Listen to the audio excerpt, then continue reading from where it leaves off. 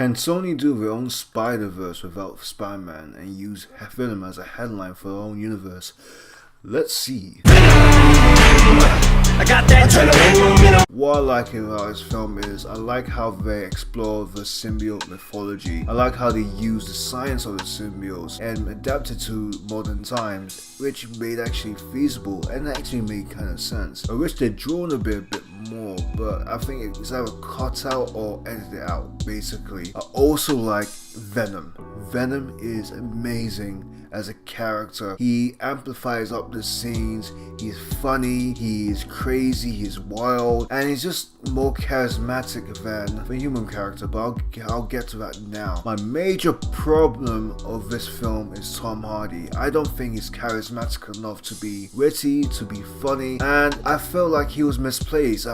He was massively misplaced. I feel like him acting as a character, maybe like a Tony Stark type of character of trying to be funny, charismatic, trying to root for the guy, but I know the character as he's a bully, he's a jock, he's an arsehole. Maybe that's my take on that character, but anything else, I felt he was more like Tom Cruise as the Mummy. He's a great actor, but I don't think it's the best role for him, or I don't think the script did him justice basically. Another problem is there were a lot of foreshadowings in this film. It's really predictable. There were some scenes that will happen and you later see it happens, you kind of predicted it, and there were some scenes that it happened one time in the film and you get kind of spoiled in the trailer, and I won't get to that part, but it was entertaining, but it was kind of spoiled, and you kind of predict if you see the second trailer of Venom. My other problem is the film was too dark. I could not see Venom at all. Sometimes I couldn't see a thing. Were they trying to hide the CG, or were they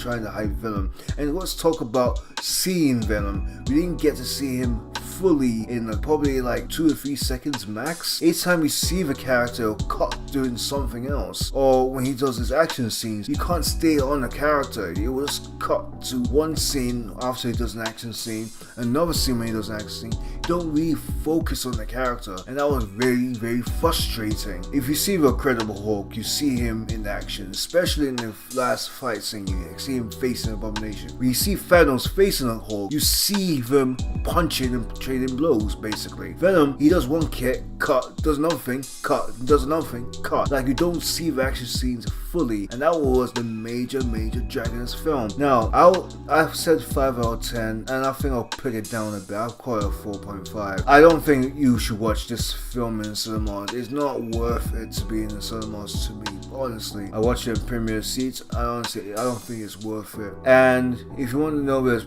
post-credit scenes. There is a post-credit scene, and there's a particular actor, if you know the movie news, he's in this film, and you can have a rough guess what his character is. And it was kind of corny and kind of cheesy how it played out. After the end credit scene, it was just showing it was basically Sony trying to sell off their own universes. I won't go in deep for that because that's spoilers. If you watch this film in cinemas, that you will see these 2 end credit scenes. But that's my review for the film. I think the film was also tame, to be honest. There were scenes that it were graphic, but I felt that it should have been rated R. It should have gone really more horror, and there were horror elements in the film, but I didn't feel that it had that horror. He didn't really embrace it fully. It was more like it went there and it took a step back, and that's how I felt. And I felt pacing was a bit clunky at times, especially at the beginning. But anyway, guys, what do you think? Do you like the film? Do you hate the film? Do you just think it's air? Like if you like it, subs if you love it. This is Jeremiah.